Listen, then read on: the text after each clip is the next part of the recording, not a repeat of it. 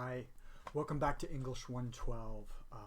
I know you've got a lot to do this week in this folder and everything else in your life. I've got a lot to do this week, so I'll try to keep this short. Once I get going, I don't know if I can keep that promise, but I'll try. But I do want to say this. Good for you for showing up.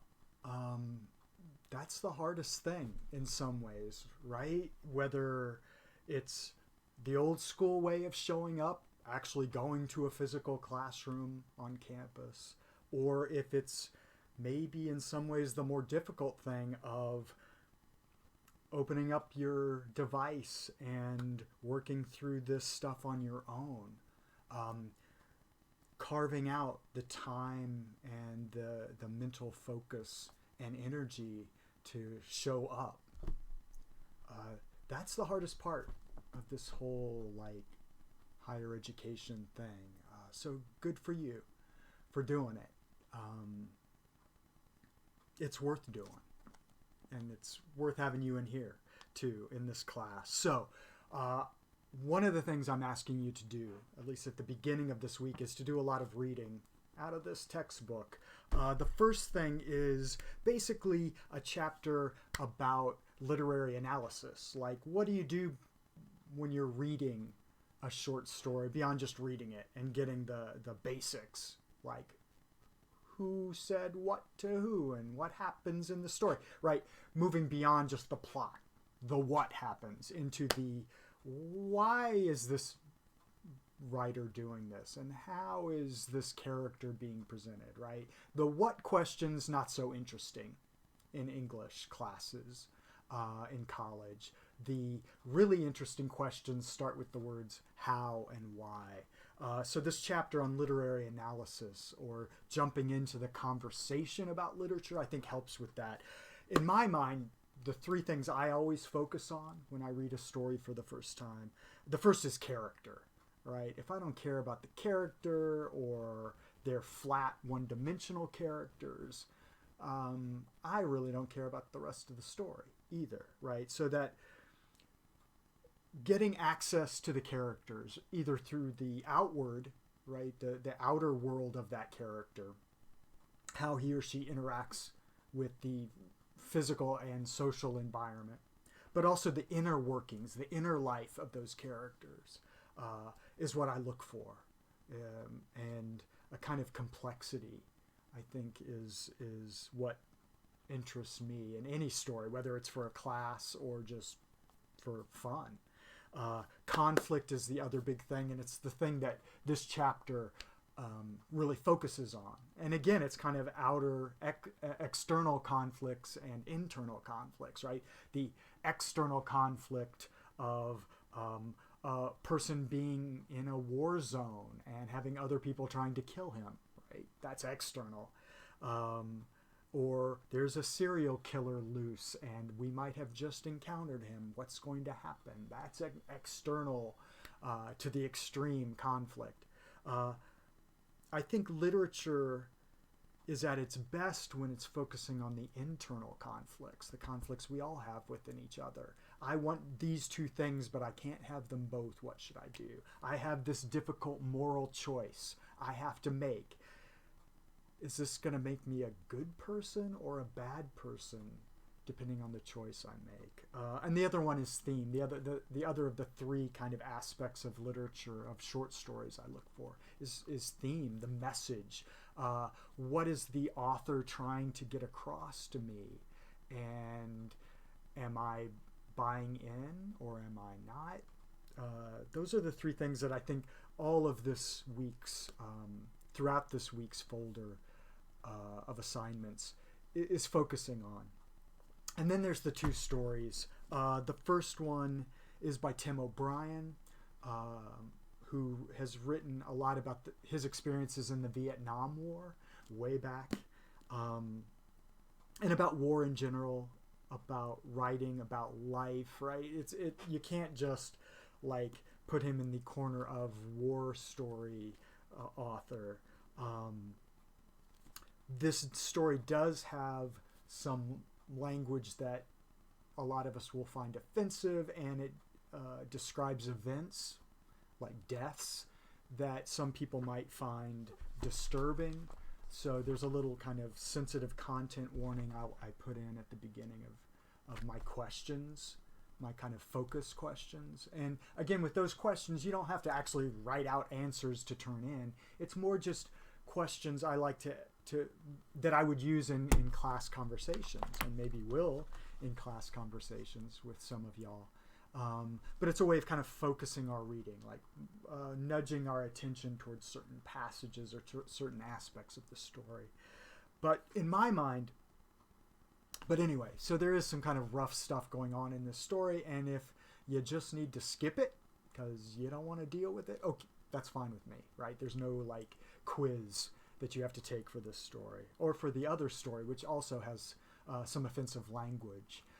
In that story, it's to me, the offensive part's basically in one paragraph, so I kind of explain where that paragraph is, and you can just skip it and still get the content of the story. It doesn't really affect the overall experience of the story. So that's laid out. I think in How to Tell a True War Story, obviously the external conflict of who's going to survive this experience of war and who's not, and what are the after effects of survival, and what do we share with that, right? The title itself is how do we tell our story and keep it true, and that conflict between what is truth is really kind of, I think, the theme or point of the story. And it's one of those recurring themes. We're dealing with it right now, right? When you go online and read some claim about whatever, the one that jumps to mind is about the election, right? And you have half the country believing the truth is one thing and almost half believing the truth is something else. Yeah, that's not irrelevant, right? What is truth, and how do we present it in believable ways? That's kind of what this is about, along with being about war. It's about storytelling, and it's this idea of this one event coming up over and over again in the course of this story. You can see O'Brien, the storyteller, struggling. His internal conflict is as interesting to me as what's going on in the war. And he just can't get this worked out. He can't get it out of his head. The death of Kurt Lemon. The story starts like this. This is true. So he's saying from the very beginning, making a claim that we're going to almost immediately be called into question. Can we trust this guy, or is he just an unreliable narrator? Why does he have to start this whole story with, believe this, okay? It's true, I promise. Why would he have to do that? It's because he keeps going back over and over again and revising and presenting stories over and over again that get told and retold in different ways, so that the happening truth, the actual truth, gets called into doubt, because O'Brien's more interested in what he calls story truth, the emotional truth that's happening. He starts like this. This is true. I had a buddy in Vietnam. His name was Bob Kiley, but everyone called him Rat. A friend of his gets killed. So at the very beginning of the story, he's giving us the sketch, the basic, in half a sentence, what happens. A friend of his gets killed. But that one event, the triggering event for the rest of the story, he can't let go with one retelling. He has to tell it over and over again until we get towards almost the end of the story. And the revision now is this. That one event, a friend of his gets killed, becomes this. 20 years later, I can still see the sunlight on Lemon's face. I can see him turning, looking back at Rat Kiley.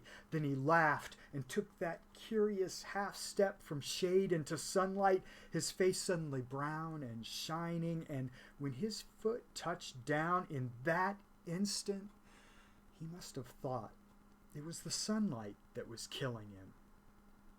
It was not the sunlight.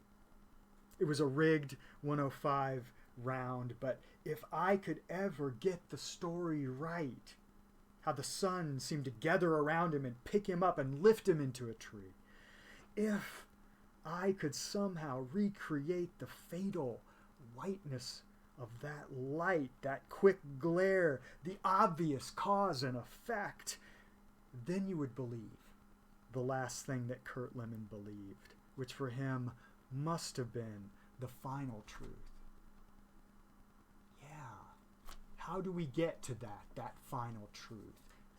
For O'Brien, it's somehow going over and over again over this same material until something gets revealed to him and he figures out the best way to reveal it to us. Right? That's the conflict. That's the real struggle. And that's what makes the story interesting to me. The other one is classic, another classic, A Good Man is Hard to Find, by Flannery O'Connor, who was a very deeply religious writer. She was a Catholic growing up in the kind of Protestant South back in the 50s and 60s, and writing these strange little stories that connects religious faith to acts of violence. And we see that best in this story, right? She creates these characters that are seeking a kind of grace, a kind of revelation, a spiritual depth that they don't have. And it's often through violence that grace gets revealed, or the lack of actual deeply held belief gets revealed. So to me, what's interesting in this case, there's external conflict. Oh, there's a serial killer who's going to kill my family and kill me. That's the grandmother's perspective. But there's also a real internal conflict. And not so much with the grandmother, except at the very, very end of her life. She thinks she's got it worked out. She thinks she's a good person. And she appears to the outside world to be a good Christian woman of good, good class, good breeding, whatever. And she's kind of hypocritical about it, right? Because throughout her actions and her comments, she kind of reveals herself not to be maybe necessarily a particularly good Christian, but certainly a very judgmental one. And then she comes, and she's using language all the way through. I want you to pay attention to the dialogue that she uses as a way to kind of manipulate the people around her until she meets someone who can't really be manipulated by her words, and someone who is actually really struggling with his faith, even though he's the opposite of a good Christian. He's a pretty horrible not pretty horrible. He's horrible. He's a murderer. But you see him struggling with questions of belief and truth in ways that the grandmother never has and never will, except maybe in the last couple seconds of her life. And this conflict, the merging of internal external conflict, come right at the end of that fascinating scene between the horrible murderer and the loving old granny. And it comes here when the misfit, the murderer, is trying to give voice to his frustration of he doesn't know what to believe. He wants deeply to believe, but because he didn't see it, he can't make a leap of faith, right? I believe it even though I didn't actually witness it. And so he's saying, oh, I wish I could have been back at the time of Christ in Palestine and I could see for myself whether he was what he claims to be. And the grandmother, who's trying to manipulate her way out of being killed, being taken out into the woods, says this: maybe he didn't raise the dead, the old lady mumbled, not knowing what she was saying and feeling so dizzy that she sank down in the ditch with her legs twisted under her. I wasn't there, so I can't say he didn't, the misfit said. I wished I'd been there, he said, hitting the ground with his fist. It ain't right. I wasn't there, because if I had been there, I would have known. Listen, lady, he said in a high voice, if I'd been there, I'd all know, and I wouldn't be like I am now. His voice seemed about to crack, and the grandmother's head cleared for an instant. She saw the man's face twisted close to her own as if he were going to cry, and she murmured, "Why, you're one of my own babies. You're one of my own children." And she reached out and touched him on the shoulder. The misfit sprang back as if a snake had bitten him and shot her 3 times through the chest. Then he put his gun down on the ground and took off his glasses and began to clean them. That paragraph, like the whole story, as frustrating as you might find it, leads up to that moment between the two of them. Everything's leading up to that one paragraph. And if you can figure out the meaning of that, what's he mean? Why is he struggling? And what does she mean when she calls him one of her own children? This is the guy who's killing her child and her grandchildren. If you can figure that out, then you figured this story out. And you might want to be writing about your discovery. Anyway, so there's some reading to do, and then there's some writing to do, because this is English class, and that's what we do, reading and writing. For the first journal, I'm asking you to do a free writing, which is the very beginning of the writing process. And when I was sitting where you're sitting as a student many, many years ago, when I got a paper assignment, I'd basically start thinking about it and maybe make some notes about it and put it off until the night before the final draft of a paper was due, and then start, feeling the pressure and start cranking out words on the page. And if I could go back in time and slap young Bossing upside the head and tell him that there's a better way to do this thing we call writing academic essays, I would do it. I will not slap you upside the virtual head, because you don't need it, because you're smarter than I was. But I'm a big believer now in this writing process of taking this big thing, a paper assignment for an English class, and breaking it down into much more manageable parts or phases of the writing process that we can do throughout a course of weeks, as opposed to waiting till the last minute and panicking and cranking out words and hoping they're good enough. So the first part of the writing process is this idea of free writing. So I'm giving you an assignment. And free writing is really simple, basically. And when I was teaching a creative writing class years ago, I came across this book, Writing Down the Bones, Freeing the Writer Within. And Natalie Goldberg, the author, came up with this idea of a writing practice that does that, this free writing exercise. And she starts all her creative writing workshops with this process. And so I want us to try a modified version of that. And it's a very simple idea. And the idea is this, and I totally believe it, that in our minds, we have kind of two sides. And we have the creative side, the free association, creative, artistic, storytelling side that's always willing to sit down with some friends and tell a story or shoot a text about something that crazy that happened to you today. And that's the part we want to tap in right now at the beginning of the writing process. But there's this other side, the editor side, that wants to that we need, right? That's essential for the end of the writing process, the last week or two of the writing process, but is counterproductive now, because the editor side wants to shut up the creative side when we need it most, right at the beginning, to question every word choice, to point out punctuation errors and misspellings, to freeze up the creator, right? Just to shut it down at a time when we don't need that. We need it to have free, full voice. So this kind of free writing exercise is a way of shutting up the editor and letting the creator out, at least for a while.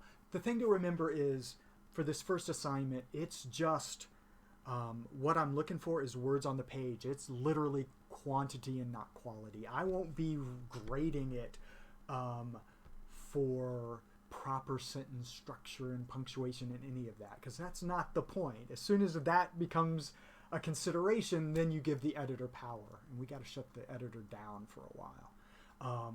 So it's just translate a jumble of ideas into words on the screen. That's all this is about. I'll look at it. I'll be curious to see what your ideas are, so I'll read it.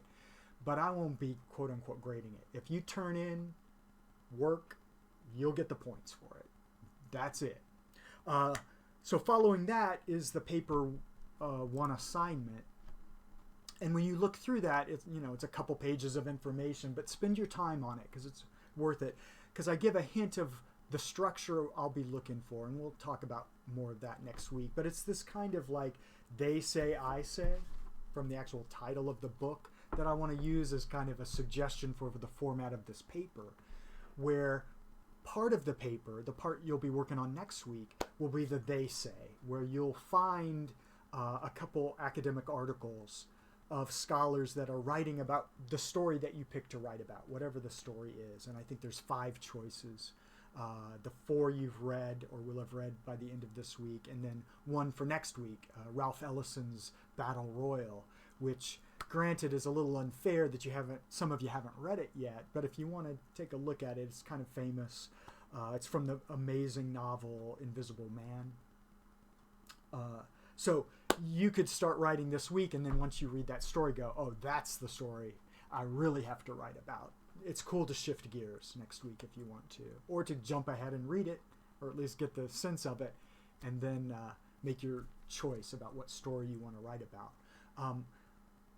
But I give a little hint. So the they say section of the paper will literally be just kind of summarizing and evaluating 2 articles that scholars have written about whichever story you're writing about. And then the I say section is kind of not only evaluating the other people's interpretations, but providing your own interpretation and perhaps saying, I'm taking this person's ideas and expanding this part, right?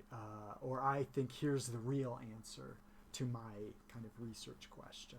So there's a hint of structure there. There's a stronger hint of the writing process that I want you guys to focus on, and some questions to consider while you're generating ideas. You don't have to literally follow, I have to answer these questions in my paper. Those questions are just kind of an attempt to gently nudge you towards an idea or an interesting research question, or maybe even a thesis, a tentative thesis statement. The second half of the assignment are just kind of the requirements and the goals. And also at the end, due dates, right? Again, I'm a big believer in breaking down this big job into small, manageable, much more easily doable tasks, which is what those due dates, essentially what our homework assignments are for the next few weeks, what those are. So take a look at that. If you have any questions about the assignment, just let me know. Shoot me an email, shoot me a text on Teams, or we can set up a time to talk on Teams, to just throw out ideas and to kind of explore your thinking about whatever particular story you want to write about. And the final thing I'm asking you to do is basically to download a document with some questions, some kind of pre-writing questions that I'm hoping once you answer will give you kind of a focus point for this paper, and I'm calling it like a proposal, like a paragraph, what I propose to write about, right? So kind of just a preliminary focus for this paper. And again, not carved in stone. You're not stuck with it if you decide later, and by later I mean maybe like next week, to shift gears, to shift to a different story. That's possible. Anyway, I've talked too long. You've got a lot to do. I've got a lot to do. But look, don't doubt yourself. I know you're going to look at this paper and some of you will be like, oh, I've never had to write a paper this long. Break it into its parts. You've got the skills. You've got the experience to do this and to do great at it. So don't doubt that you're right where you belong, right where you need to be this semester. Work hard, Be kind. I'll see you all back here soon. All right. Take care.